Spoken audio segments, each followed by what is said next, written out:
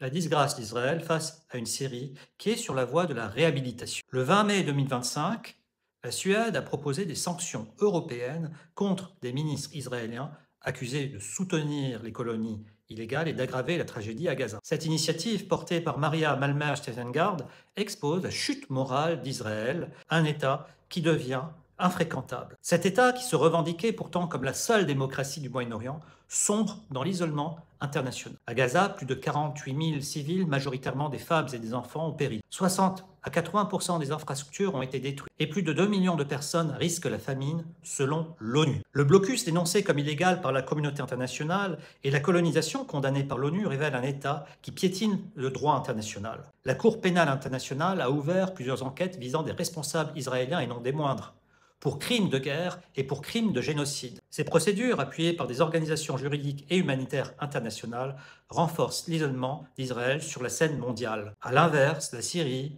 post-Assad, redevient fréquentable. Après les États-Unis, l'Union européenne a même levé toutes les sanctions économiques le 20 mai 2025, saluant les efforts de reconstruction et l'ouverture du nouveau régime. Toutefois, des inquiétudes persistent concernant la place future des minorités, alaouites, druzes et chrétiennes, aujourd'hui menacées. Leur protection effective demeure un enjeu central de la stabilité syrienne à venir et de ses relations internationales. Et le contraste est glaçant. Pendant qu'Israël s'enfonce, la Syrie, elle renaît. La prétendue moralité d'Israël s'effondre sous le poids des crimes commis par ses dirigeants actuels, alors qu'une partie croissante de la population manifeste contre cette dérive autoritaire et militaire. L'Europe doit entendre l'appel de la Suède et aider aussi ceux qui, en Israël, tentent encore de faire entendre le bon sens face à la dérive morale de sa propre classe dirigeante. Un État qui inflige une telle souffrance n'a pas sa place parmi les nations respectables. Chaque jour de silence est une complicité. Et l'Union européenne doit agir conformément